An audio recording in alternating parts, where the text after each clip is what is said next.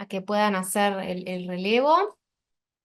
Y vamos con nuestra última, pero no menos importante, presentación de la jornada del día de hoy.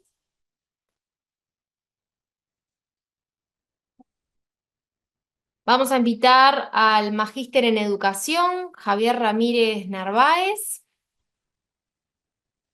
que nos está acompañando desde tempranito, a pesar de la diferencia horaria, ha seguido todo el CIBEI desde su lugar de trabajo, así que agradecemos Gracias. muchísimo el acompañamiento y la participación. Allí está Javier en pantalla. Como decías, magíster en educación, especialista en docencia universitaria, profesional en relaciones internacionales y estudios políticos, coinvestigador en calidad de egresado del grupo Educación y Escenarios de Construcción Pedagógica de la Ibero, par evaluador de las revistas Horizontes Pedagógicos y Remubac y de la editorial Racionalidades. Es miembro de la red de investigadores de conflictos en América Latina y el Caribe. Así que adelante, Javier, un orgullo poder contar con su presencia y lo escuchamos para cerrar esta jornada tan enriquecedora que tuvimos hoy. Muchas gracias a quienes nos están siguiendo aún. Así que adelante. Muchísimas gracias, profe María Eugenia. Cordial saludo para todos los asistentes. Muy agradecido por este espacio, por esta oportunidad. Sé que están cansaditos, entonces vamos a directamente a lo que vinimos. Permítame, comparto mi pantalla.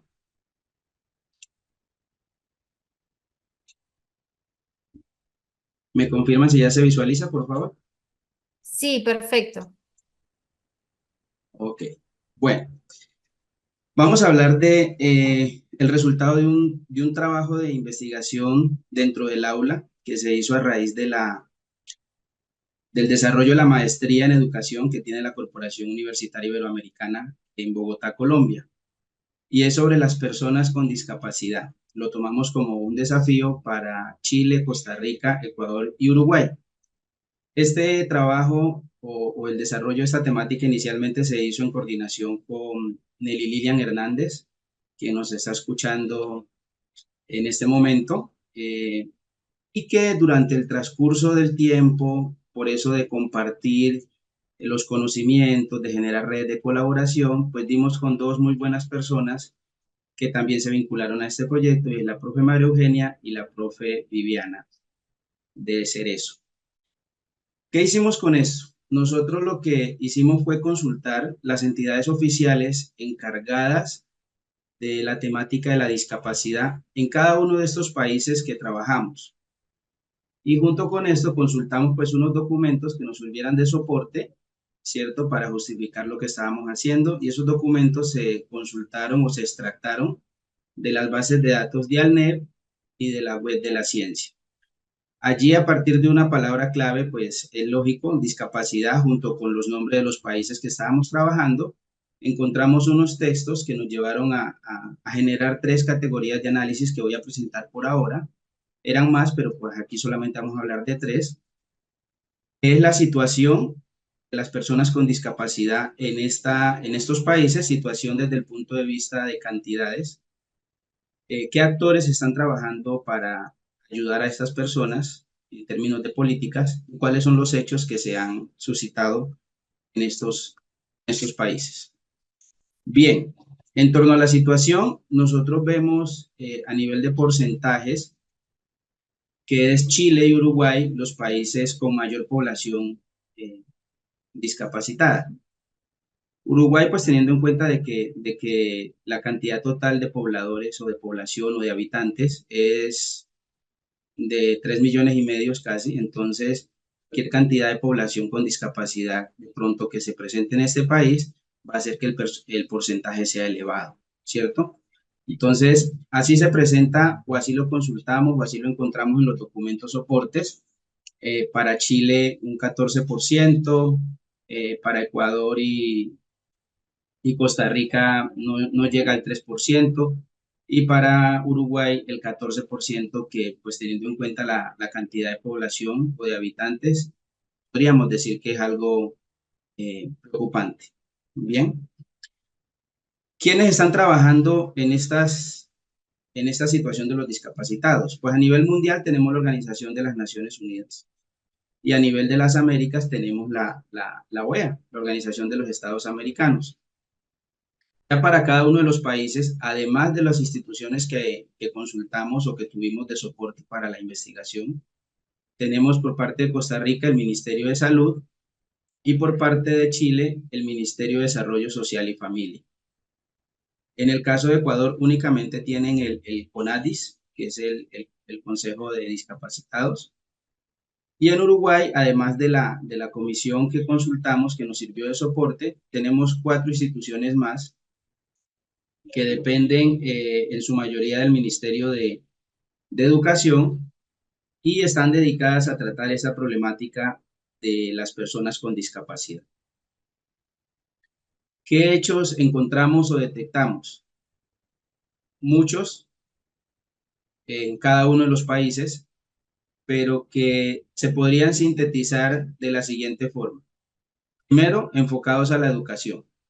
Entonces, vemos que en Chile hay un apoyo a los estudiantes de educación superior o educación terciaria, como lo llaman en otros países, o de nivel superior, donde ese apoyo a los estudiantes es en términos de infraestructuras, en términos de materiales, en términos de beneficios, de tal forma que pueda facilitársele a esos estudiantes que presentan discapacidad, pueda facilitársele el ingreso, la permanencia y el grado o el egreso de la universidad en la carrera que ellos estimen conveniente.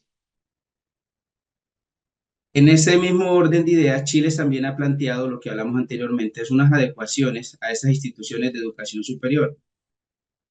Hoy en día todavía es común encontrar instituciones universitarias o instituciones de educación superior que no cuentan con algo tan sencillo como son las rampas o las ramplas o la forma de que una persona en silla de ruedas, por ejemplo, pueda acceder.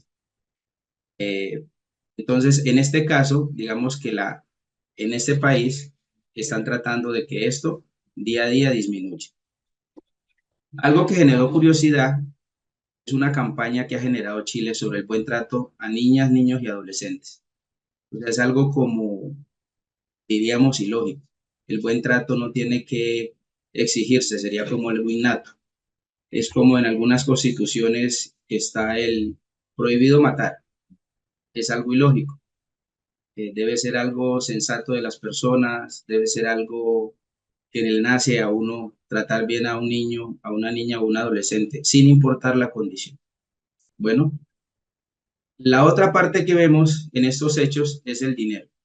Entonces Chile tiene unos bonos, ¿sí?, para una región que se llama Los Lagos y tiene otro bono para las familias en caso de emergencia. Ese bono se le da a la familia que presente o que pueda comprobar ciertas condiciones que no tengan un ingreso formal. Entonces aquí también se presenta esta situación. Y por el lado de Ecuador también hay un bono que se le da mensualmente a los cuidadores.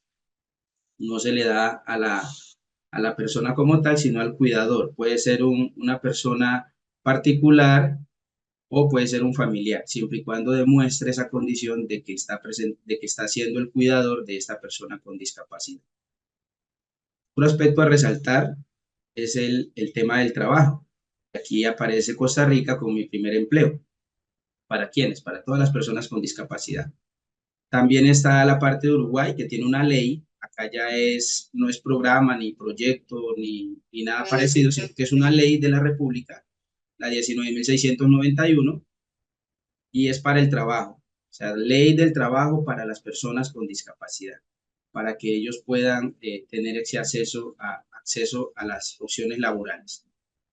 También Costa Rica les genera un espacio de emprendimiento, promociona estos espacios de emprendimiento que quizás no son como tan fáciles, pero sí les da la oportunidad de que estas personas puedan acceder.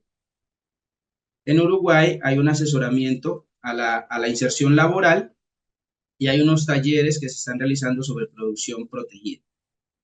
Entonces, vemos que en cuanto a los hechos, las organizaciones o los países Están trabajando en políticas que puedan de algún modo suavizar, si me permiten el término, la situación que padece una persona con discapacidad.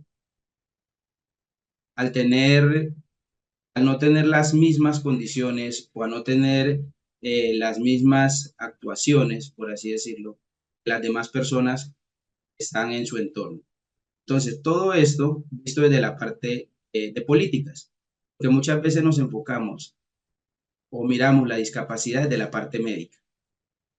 Lo que se quiere es que de la generación de políticas públicas, ojalá sean leyes, o sea, actos legislativos que perduren en el tiempo, a todas las personas con discapacidad, no solo de estos países analizados o estudiados en este momento, sino de todo el mundo, se les pueda brindar una opción para que esa situación en la que se encuentran sea más llevadera, sea menos traumática y menos dolorosa, por llamarlo de alguna forma. Con todo esto, determinamos unas conclusiones en el sentido de que de los 4 países analizados, Chile y Uruguay han adoptado medidas concretas, ¿cierto? Era lo que podíamos determinar o lo que pudimos analizar dentro de los documentos. Y Costa Rica y Ecuador deben mejorar la situación de las actuaciones. ¿Por qué se dice esto? Porque se observó que en estos países, únicamente en cuanto a acciones o a hechos, han realizado la reafirmación de los tratados que saca la OEA o que saca la ONU. Entonces, eso es algo que no tiene mucha relevancia porque ellos como miembros de estas 2 organizaciones sí o sí lo deben hacer. Entonces, firmar un acuerdo para aceptar la decisión que tomaron las Naciones Unidas o la Organización de Estados Americanos sobre las personas con discapacidad, creo que no ayuda mucho. Hay que generar, ponerse en la tónica de lo que están haciendo Chile, de lo que está haciendo Uruguay, y que deben continuar en este mismo sentido, porque de lo contrario creo que sería más traumática la situación para las personas con discapacidad. La creación de políticas para visibilizar la discapacidad más allá de la condición médica, como hablamos hace un momento, en procura de tener una concepción más diversa, ¿cierto? Y a partir de la diversidad entender de que si una persona de las que entre comillas se han denominado normales tienen muchas necesidades, imaginemos cómo es una persona con discapacidad. Y más cuando no tiene las herramientas jurídicas o legales para sobrellevar a la condición que tiene que presentar. Entonces, en ese sentido, planteamos esta conclusión. Uruguay debe continuar por la misma ruta, desarrollando políticas y programas específicos que ojalá perduren en el tiempo. Mencionamos a Uruguay porque está dentro del análisis, pero esto también lo deben hacer todos los países de América Latina y el Caribe y de todo el mundo, sobre todo los países donde más hay población en condiciones de discapacidad. El no hacerlo generar un traumatismo mayor para estas personas. Si ya desde de entrada, por así decirlo, la misma vida para ellos es difícil, imagínense acceder al transporte público, acceder a los supermercados, a las instituciones de educación superior, ir a las consultas médicas, desplazarse por las calles, etc. Entonces, esto es para hacerle un énfasis a los gobiernos.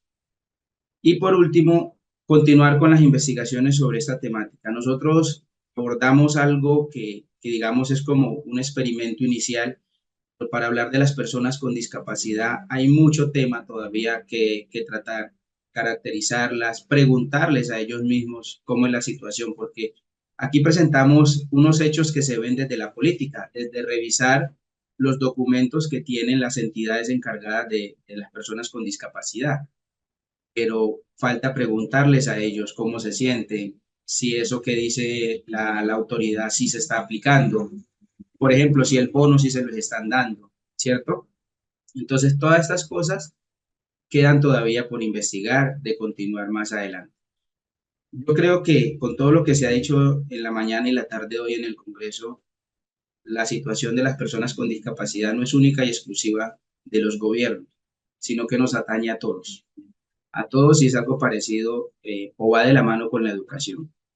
Andrés Oppenheimer dice que la educación no se puede dejar en manos de los gobiernos, porque es algo tan delicado e importante que los gobiernos no son capaces de educar a sus naciones. Entonces, creería que pasa lo mismo con la discapacidad. Los gobiernos no son capaces de atender a la población con discapacidad. No pueden atender a veces a la población en general, ahora atender a los grupos minoritarios, como se hablaba en presentaciones anteriores. Aquí en Colombia, por ejemplo, que se habla mucho de grupos minoritarios, por lo que hay afros, indígenas y todo lo demás que ustedes se puedan imaginar. Entonces, es un tema muy bueno, muy bonito, nos gustó mucho para reflexionar, para investigar, para escribir y para actuar. Con esto yo doy por terminada mi presentación, sin antes darle las gracias a todos ustedes por la escucha atenta, a la profe María Eugenia nuevamente, a la profe Viviana, al profe Diego, por compartir este espacio, por permitirnos ser parte de este espacio. Un gran saludo y un abrazo. Muchas gracias, maestro Javier. Yo creo que precisamente como cierre del Congreso trae datos bien interesantes y que los datos hablan por sí solos, ¿no? Este análisis estadístico de alguna manera y el relevamiento que se hizo de los distintos programas, dispositivos y normativa en los tres países antes mencionados dan cuenta de la realidad que se replica en casi todo el mundo, ¿no? Y de lo mucho que tenemos que seguir trabajando y apostando para que no solo quede en palabras, en documentos, sino que se hagan carne en la sociedad. Ese es uno de los desafíos más grandes que tenemos como sociedad. Vamos a ver si tenemos preguntas en el chat. Hay comentarios de agradecimiento. Muchas gracias, Javier, muy interesados por los datos aportados. Gracias por sus aportes. Y allí consultaban si había más preguntas. Las estadísticas reflejan la realidad y es una apuesta para cambiar. Sin duda, así que agradecemos este último comentario. Muchas gracias, maestro Javier. Y me gustaría, como cierre del Congreso, tomarme el permiso de hacer una brevísima reflexión en relación a un aspecto que hoy se mencionó en una de las presentaciones que tiene que ver con la interculturalidad, ¿sí? Creo que es algo que viene muy atravesado y muy marcado en este Congreso. Afortunadamente, como en la primera edición, contamos con expositores de distintas regiones, de distintos países, y que vienen haciendo un tránsito y un trayecto en relación a la educación inclusiva, a los conceptos que uno va transitando en relación a la discapacidad, para ponerlo como ejemplo de cómo ha ido cambiando esta conceptualización, ¿no? Hoy temprano escuchábamos capacidades diferentes, hablamos de discapacidad, de discapacitados, de minusvalía, de déficit, y tiene que ver con el trayecto que va haciendo cada sociedad, ¿no? Y esa construcción que va avanzando conforme se van conquistando espacios, ¿sí? Por parte de los colectivos de personas con discapacidad, que es uno de los colectivos que ha generado la mayor lucha y que hoy posiciona a la educación inclusiva en el lugar en el que está, ¿no? Que nos ha dado, hoy hablamos de educación inclusiva y no hablamos exclusivamente de discapacidad, es que precisamente no tiene que ver con discapacidad, pero sí tenemos que reconocer que el movimiento de personas con discapacidad ha posicionado el tema y nos ha dado ese espaldarazo para poder estar hoy en la posición en la que estamos. Así que agradecer a todo el público en general que ha estado participando en esta jornada. Fue una jornada intensa para todos, para quienes están escuchando, participando activamente, para el equipo de intérpretes que está haciendo la interpretación simultánea, para los expositores y para todo el soporte y equipo técnico que está detrás de este congreso, que la verdad nos llena de orgullo poder intercambiar y compartir y poder reconocer la diversidad, en este caso la diversidad cultural que nos une en un tema tan importante como es la educación para todos. Así que recordarles que los accesos para la jornada de mañana están en la página web del CIBEI.